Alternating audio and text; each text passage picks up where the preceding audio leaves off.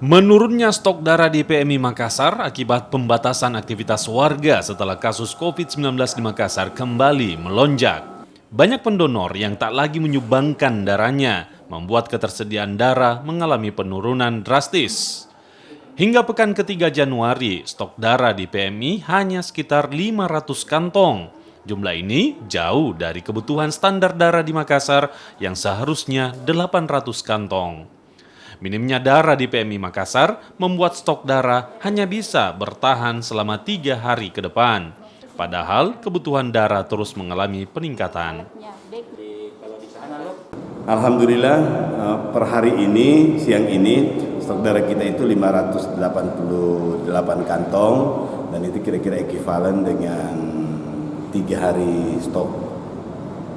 Kalau rata-rata 150 jadi hampir 4 hari lah, dan itu masih dalam kategori yang cukup aman.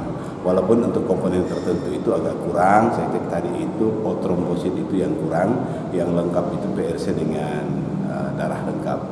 Ada beberapa seperti plasma juga kurang, dan di beberapa jenis komponen juga masih agak mengkhawatirkan lah. Tapi secara umum cukup untuk hampir 4 hari lah, ditambah dengan donor sukarela yang datang hari ini diperkirakan cukup untuk 4 sampai